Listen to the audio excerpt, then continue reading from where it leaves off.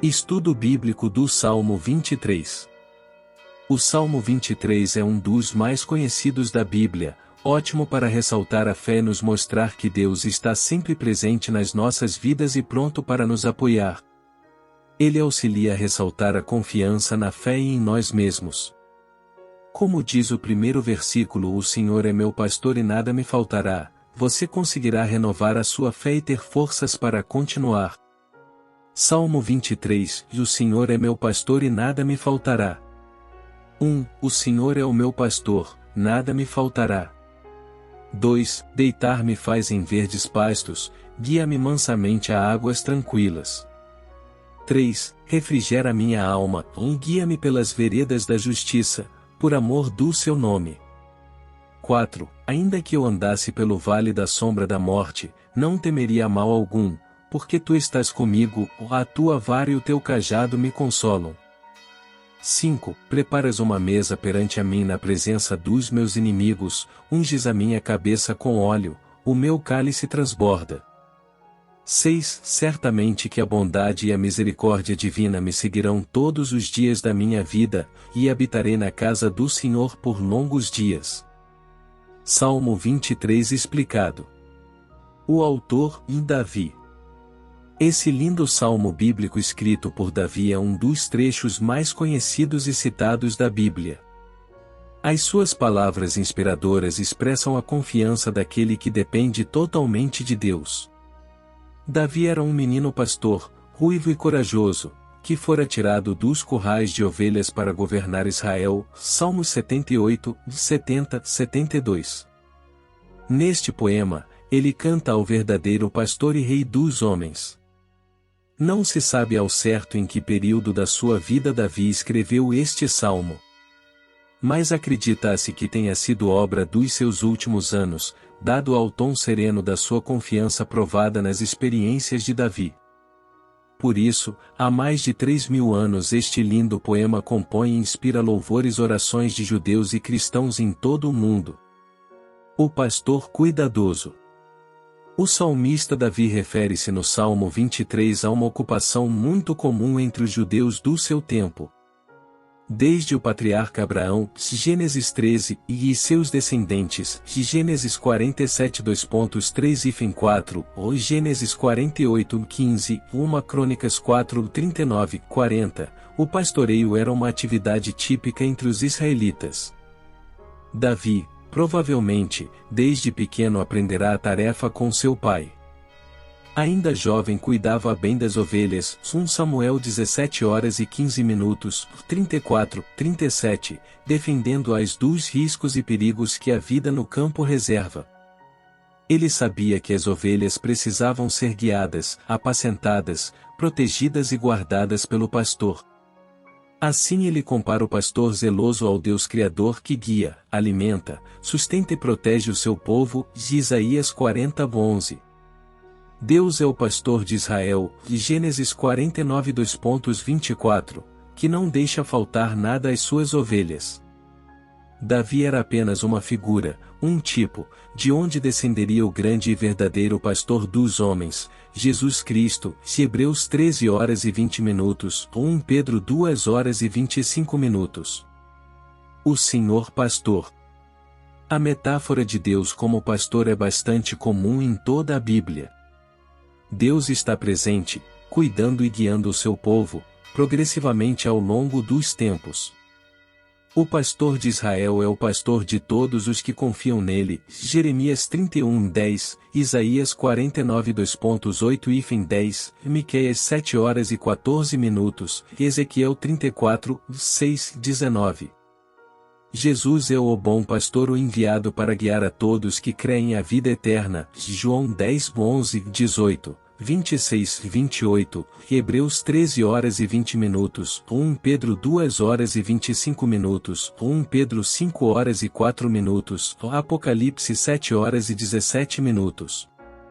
A comparação entre Deus e o pastor aparece em vários outros salmos, referindo-se também a governantes levantados para liderarem o povo de Deus. Salmos 74, 1, Salmos 77, 20, Salmos 78 2.52 Salmos 78 70, Salmos 79 13, Salmo 81, Salmo 95 7, Salmo 100 3.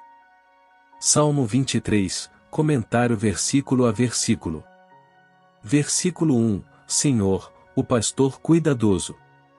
O Senhor, ó a Deus é atribuído todo o bem, Ele é a fonte da provisão e segurança do rebanho. Sem Deus ou longe dele toda ovelha passará por aflições, desamparada. Pela graça de Deus, todos somos convidados a ter Jesus como nosso Senhor e Salvador pessoal, como Rei e Guia Supremo. Meu pastor, isso revela uma proximidade real entre o Senhor e as suas ovelhas. Apesar da grandeza do pastor de Israel, ele é o Deus pessoal que se dá a conhecer e se relaciona com os pequenos e simples de coração. Mesmo um simples pastor de ovelhas, ou um grande líder pode ser pastoreado pelo bom pastor. Deus também pode ser o seu pastor e lhe conduzirá por todo o seu caminho com amor. Nada me faltará, ou a confiança plena na provisão constante de Deus deve estar presente no coração do seu povo. Ele supre as necessidades dos crentes. Deus é o provedor e sustentador da nossa vida, por isso, creia que não faltará abundância espiritual, pão, paz, proteção e coragem para seguir firme em seu caminho. Versículo 2, Senhor, provedor de paz e sustento. Pastagens verdes são fonte de alimento nutritivo e saboroso para os rebanhos. Davi, enquanto jovem pastor, certamente já havia conduzido suas ovelhas por pastos verdejantes e a águas tranquilas nas proximidades de Belém. Da mesma forma, ele atribuiu a Deus a felicidade da satisfação e da paz que experimentava na sua vida. Repouso e descanso, provém de Deus o sustento necessário e a calma que nosso coração anseia. Ele dá descanso à mente angustiada e ao corpo exausto, e traz-nos conforto. Deus é especialista em transformar cenários desérticos em lindos campos verdes. Ele pode acalmar tempestades e mares agitados, tornando-os em águas de descanso. Confie que o Senhor é misericordioso e sustenta as necessidades básicas do seu povo. Com graça, Cristo satisfaz a todos que creem no seu amor. Versículo 3, o Senhor guia por caminhos retos. Deus revigora a alma aflita e o coração atribulado. Ele dá alívio ao espírito quebrantado, daqueles que seguem a sua voz de comando. A orientação bondosa de Deus nos conduz numa vida pacífica e justa, através de caminhos retos. Ele ensina o caminho aos pecadores, Salmo 25 2.8-12. Jesus Cristo é o caminho perfeito, ele orienta-nos na direção correta diante de Deus, João 14h06. Versículo 4, o pastor, Deus presente. Mesmo quando eu andar por um vale de trevas e morte, o povo de Deus pode passar por calamidades, terríveis perigos e sombras de morte. Essa escuridão pode ter causas naturais, sofrimentos, doenças e a própria morte, ou malignas, perseguição, destruição e sofrimentos causados por Satanás e homens maus, seus instrumentos. Tanto num como noutro caso o rebanho de Cristo não precisa temer, mas perseverar com fé até o fim, de Lucas 21h19. Um vale sombrio pode ser comparado a inúmeras situações difíceis da vida. Nesses momentos terríveis, o homem se lembra da sua mortalidade e vulnerabilidade. O vale da morte interrompe e encerra todas as perspectivas humanas e sonhos pessoais. Daí, a maior causa do medo e ansiedade das pessoas quando se aproximam da morte é a apreensão do julgamento que virá a seguir. Mas para os que seguem a Cristo, não há condenação, Romanos 8h01. Não precisam de ter medo, pois Jesus concede graça e perdão, ele cancelou a dívida dos que creem nele, Colossenses 2:13-15. Não temerei mal algum, pois tu estás comigo, ou a presença de Deus traz segurança e proteção, ainda que enfrentemos perigos que assombram de morte. A segurança no Senhor é a confiança plena de que Ele protege de todo o mal. Salmos 33, 2.18, 20. Davi amava aqueles pequenos animais indefesos e enfrentou perigos para protegê-los da morte. Quanto mais Deus ama o seu povo. Jesus venceu o pecado e a morte para nos dar vida e segurança. Ele livra aos fiéis de todos os terrores da escuridão da vida. A tua vara e o teu cajado me protegem. A vara e o cajado do pastor eram instrumentos usados para proteger, contar, guiar e resgatar ovelhas. A vara é símbolo do poder de defesa do pastor. Com ela, defendia e ameaçava predadores ou ladrões, afastando os adversários malignos das suas ovelhas. O cajado tem uma das pontas arqueadas na forma de um gancho. Servia para contar as ovelhas, fisgar quando caíam num buraco, e também para corrigir quando eram desobedientes. Com o cajado, o pastor as impedia de vagar longe do rebanho ou de se aventurar por caminhos perigosos. Nos dois sentidos, há consolo e proteção para as ovelhas do Senhor. Quando passamos por perigos e aflições causadas por ameaças externas ou pelo nosso pecado e tolice, a vara e cajado do Senhor nos sustentam e corrigem-nos. Jó 5:17. Versículo 5. O pastor prepara bênçãos. Preparas-me uma mesa à vista dos meus inimigos. A providência divina, a ação de Deus ao conduzir todos os acontecimentos, considera a preparação daquilo que os crentes necessitam. O Senhor prepara bênçãos abundantes. Mateus 25, 2.34, João 14h02, para aqueles que o amam. 1 Coríntios 2h09. A ação maliciosa dos inimigos é incapaz de impedir as bênçãos e a celebração do povo de Deus. Os cristãos não estão isentos de adversidades e problemas. Os nossos inimigos, o mundo, a carne e o diabo, estão sempre buscando oportunidades para derrotar os crentes.